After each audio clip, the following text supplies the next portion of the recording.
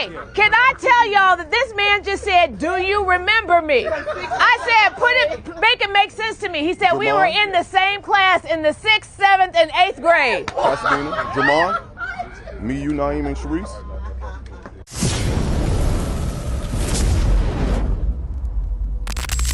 So a CEO is doing damage control through TikTok and Instagram skits now. That's where we are in society, right? Fawn Weaver, the CEO of Uncle Nearest Whiskey, went viral for publicly humiliating a guy who recognized her from middle school. Can you imagine the nerves it takes to see somebody that's blown up from back in the day and you go up and you try to speak to them and they embarrass you? Hello, how are you?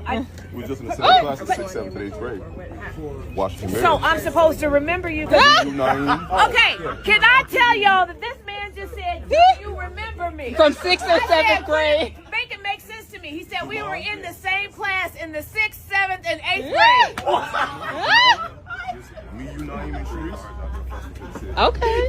He's being serious. Yes, though. he Are you is. being serious? I do not. I'm sorry. No, I don't remember the 6th, the 7th, or the 8th grade. We were in the same class. Okay. Me, you, and Well, Naeem. it's nice to meet you.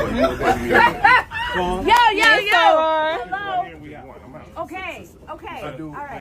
And so instead of apologizing to the man and just moving on like a normal human being, she decided to double down with the most spectacular PR disaster I've seen in a long time. Here's what happened. This guy approaches her at an event, asks, do you remember me? And mentions they went to school together. Her response, she turns to the crowd and basically roasts him in his socks.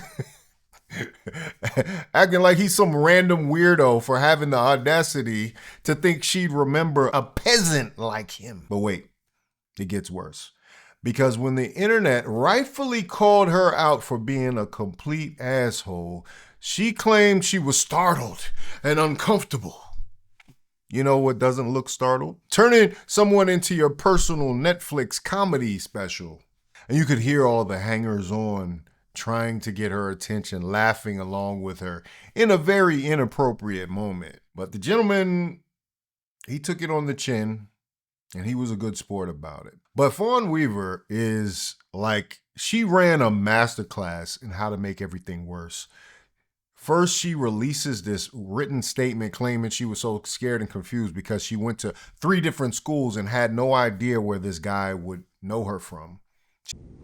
Earlier this week, I broke the all-time record for the largest bottle signing in Georgia history.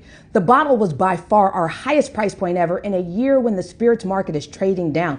Every location we released it at, including DC and Maryland, sold out within an hour. That should have been the story. Instead, the headline became 60 seconds at the start of the night. Before I say anything else, I want to be clear. That moment is mine. I own it, I apologized immediately, and there are parts of it I would handle differently today. Accountability doesn't require perfection, it requires ownership, and I've taken it. So now let me walk you through that moment. As I stepped out of the car, I was stopped several times for photos. After 4 or 5, I let people know, I gotta get inside. There are hundreds waiting for me. When I turned, a man I didn't know was standing directly in my path, inches from my face, no smile, no greeting, just a blank stare. He asked if I knew him from school more than 35 years ago. He mentioned a middle school and 2 other people. I went to 3 different schools between the 6th and the 9th grade and graduated from a different one entirely. So I was startled. So was everyone around me. Security was close, but I've always asked them to stand back unless I believe I'm in danger. I like to speak to everyone, hug everyone, make people feel seen. So instead of calling security, I tried to move us out of that moment I couldn't fully read, and I did that with a joke. In hindsight, I would have handled that moment completely differently. The joke wasn't meant to embarrass him, it was meant to diffuse uncertainty.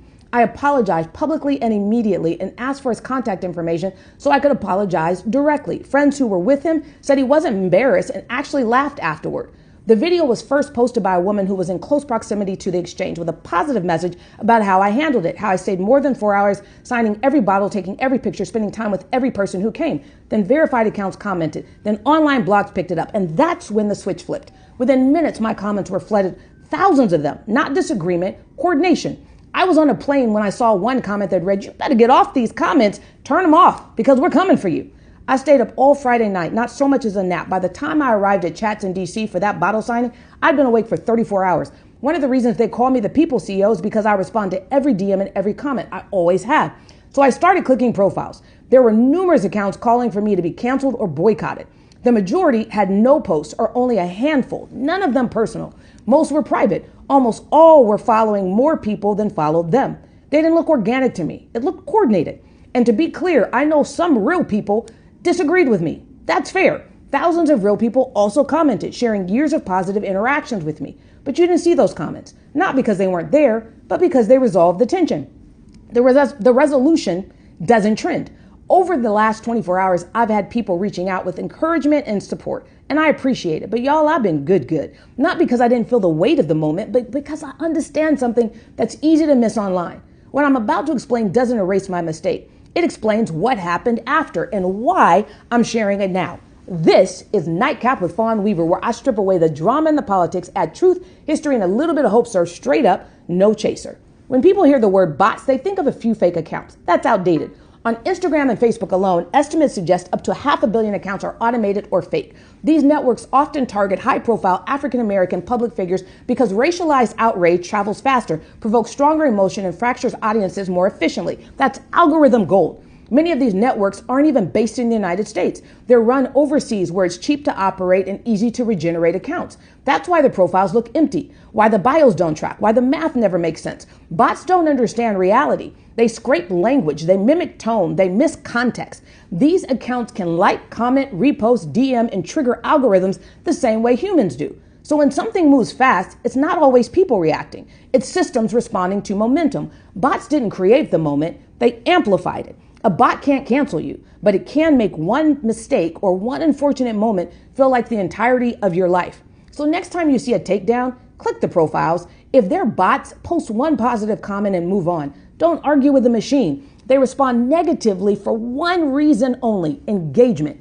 As for me, if the young man responds, I'll directly contact with him and follow his lead on what it takes to make it right. And as for you, don't let machines take down people you know don't deserve it. Support them more in these moments, not with comments, but with action, their businesses, their brands, their music, their movies, or in this case, clear the shelves. Whatever tells the world, humans still run this joint. Machines, you can take a seat.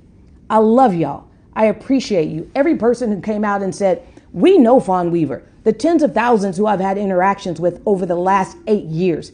I am so grateful that you stood up. And to the young man, once again, if you were embarrassed in any way, shape, or form, I apologize. God bless. So she thought it was bots? That was what she went with?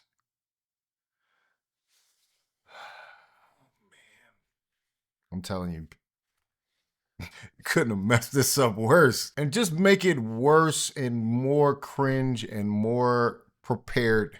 That's such a prepared statement too, by the way. It's weird. It's just weird. She's painting herself as the victim of some kind of aggressive stranger who just cornered her. So what does she do? Her and her team come up with a bright idea for them to reenact the event and put him in her position, and she plays his position. This is amateur hour, man. Oh. You remember me? Make it make sense. I don't know you. 6th, 7th, 8th grade. Nah. We went to Washington together. Nah. Hello, I'm with the mayor's office. Here to kick this off. Thank you for coming to our great city. I appreciate you for having me. Thanks. Thank you. All right. How you doing? Can I have a picture? Sure, absolutely. Nice meeting you. Nice meeting you as well. All right. Sure, I'll take a picture with you. How you doing today? I'm good. How you doing? Good. Good to see you as well. See you too. All right. How you doing? Yeah, absolutely. Let's take a picture. How you doing? You all right? Yes. Good. Doing just Nice well. seeing you today. Yes. Oh. You remember me? Make it make sense. I don't know you. 6th, 7th, 8th grade. Nah. We went to Washington together. Nah. Make it make sense. Hey guys, she thinks I should remember her. All right. Let's go have brunch. Here's where the contradictions start piling up like a car accident. In the comments of her damage control video, someone asked if they actually went to school together. And what does Fawn Weaver say? She said, we did in the 6th and 7th, a little of the 8th before I transferred. So the guy was right the whole time. Now you know that, and you're admitting that. But hold up. So you went from having no idea where he'd know me from to, oh yeah, we were classmates for almost 3 years in a span of 1 week. That's a complete 180 on your entire defense. When people point out that she's making him look way more aggressive in the reenactment than he actually was, she responds that it's just an exaggerated spoof and that they're having fun with it. But then literally in the same comment section, someone else asked her about the behavior in the video, and she says it was an exact reenactment of what happened. So which is it? Is it an exaggerated comedy bit or is it an exact recreation? You can't have it both ways when you're trying to rehabilitate your image for no reason whatsoever. Because why the hell are you making this worse? This was one moment in a tour where you could have just chilled out, let this thing blow over. But no, this is the problem sometimes. You have people who cannot contain their ego so much that it makes things worse. And you take what could have been a sweet, positive moment of you just acknowledging someone else exists from your past, and you make it into a nightmare, a cringe nightmare. This second video is crazy. And, you know, it's pathetic. The guy that she humiliated is being more gracious about the whole thing than she is. He's going along with her little PR skit, probably because he's actually a decent person who doesn't want to destroy someone's career over a moment of asshole behavior. This is exactly the kind of corporate bullshit that drives me crazy. Instead of just owning up to being rude and moving on, we get this elaborate performance where she's simultaneously the victim and the comedian and the misunderstood genius who was just protecting herself because Uncle Nearest. I gotta admit, I'm not a fan. You know, now, and I've given it several tries on the Uncle Nearest, but for some reason, it just doesn't taste like I think it should. You know? And unfortunately, me trying to support a black business doesn't outweigh the fact that the product just seems a little lackluster most times. Now, I know they have different versions of it, different variations, but every version of it I've tasted has been pretty, how do I say this? Bad. And moments like this don't leave a good taste in my mouth for Uncle Nearest. I'm just saying.